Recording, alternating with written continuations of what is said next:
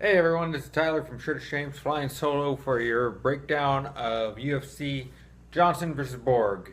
Record making event, probably not going to be record breaking sales.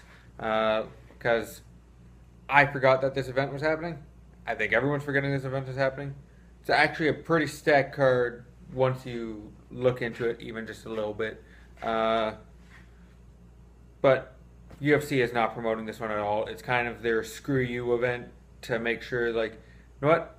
DJ, you pissed us off by not fighting Dillashaw. Nunez, you pissed us off by pulling out last minute with something that we thought you should have fought through. So this is their little one where, like, they're just gonna let people die on the vine. Because if Dana White is anything, he's petty. All right, this one is actually there are a lot of fights to be excited about on this one. A bunch that I really like. We're going to be starting this one off with Gilbert Melendez versus Jeremy Stevens. This should be a good banger.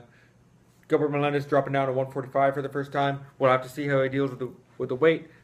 These guys, the first time that these guys try and drop down, they usually make weight. So I don't think we have to worry about it. He's going to be making sure to cross all his T's and dot his I's for this weight cut. It's usually their second attempt that gets him in trouble. But this time, I think Melendez makes 145. How he looks, probably not going to be that good. Once you look at the skill matchup, that's where things start getting a bit interesting. Both these guys are good old-fashioned brawlers. They like to. Jeremy Stevens likes to rely on his knockout power, which is gotten him into trouble in the past when he runs into guys he can't knock out. Melendez is a very tough guy who a lot of people haven't. A lot of people can't knock out. Even Edson Barboza, Anthony Pettis, and Eddie Alvarez, some of the best brawlers in the business, best knockout artists in the business, couldn't take him out.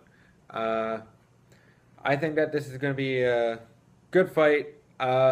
Melendez has a problem. He fights orthodox, has a good educated jab, and an overhand right. He relies on that a little too much, if you ask me. Where Stevens will mix up his techniques a lot more. I think that's going to be the advantage. Melendez has good wrestling. I don't think this will go to the ground that much. I think these guys are going to brawl. I think Stevens is going to walk in with a little bit more power than Melendez is going to be expecting, and Melendez is going to gas early because of the weight cut. I'm going to say Stevens by decision. After that, we got Ilir Latifi versus Tyson Pedro, a light heavyweight matchup. This is Tyson Pedro's supposed to be his big outing as the next contender, I guess. He's hasn't walked into a lot of guys that he can't get out of there in the first round. His last fight went to the second, but he was still able to knock that guy out. I think it was Sean O'Connell. I haven't done much research on this card. I'm really just going off a lot of impressions I got. I was able to watch one Tyson Pedro fight. He is a blitz fighter. He likes to smash people against the cage and drop them down with good, precise combos. Ilir Latifi, I think, comes in with a bit more power and a bit more wrestling ability. So I think Ilir Latifi uses his experience and his general more. Well, let's just keep saying experience. He's been in the game longer. He's fought higher competition. I think Ilir Latifi will look good in this one, and he'll cruise to another decision over Tyson Pedro if he doesn't knock him out. After that, we got Neil Magny versus Rafael dos Anjos. Neil Magny trying to rebuild after a bad loss to Lorenz Larkin. I think he's got a win over John Hendricks. After that, I can't stress how little research I've done on this one. Sorry guys, I've been busy. I've been really busy lately. Neil Magny's issue comes a lot. He gets stormed in that first round, gets crushed up, and then he waits for the guys to gas up and comes on strong for the second and third round. Rafael dos Anjos is a brilliant pressure fighter. He crushed Donald Cerrone, he crushed Anthony Pettis, and he doesn't let up. I think that's going to get Neil Magny into trouble. Neil Magny has to use his range, use his footwork, and really put it to Dos Anjos and not let him just keep the pressure on. But I think Rafael dos Anjos gets in his face and stays there for all 15 minutes. And I think that's another decision win. Going to be a lot of decision, guys. I'm sorry. Yeah, looking at the card, I think it's going to be all decisions tonight, guys. I'm going to stop saying it. This next one, Amanda Nunes versus Valentina Shevchenko. If anything's going to end in a knockout, it's going to be this one. Amanda Nunes, first round knockout. But she was not able to get Valentina out of there in her first fight. No, it wasn't her first fight in the octagon.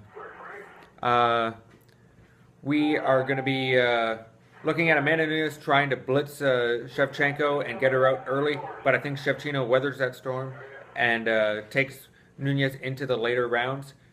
Issue being, I think Nunes is going to be expecting that, and she's going to prepare her gas tank in advance. And this will probably be your fight of the night. Back and forth, good brawling action.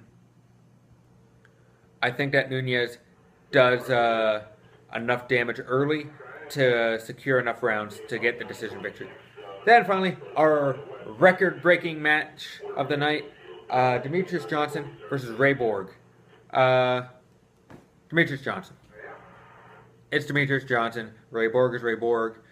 Nothing wrong with him. He's a fantastic fighter. It's just hard to think that anybody can beat Demetrious Johnson at flyweight at this point. Maybe next he'll fight TJ Dillashaw, but nobody gets rich betting against Demetrious Johnson. There's really not much to say. I don't know much about Ray Borg's fighting style. I don't know how Demetrious Johnson solves that puzzle. But I just think that DJ cruises by him, and I think it's going to be a boring decision victory. I'm sorry. I just think that's how it plays out. All right. This is Tyler from The Shirt of Shame, bringing you a very quick breakdown. Let's see how I make out after this. See you guys at the next one.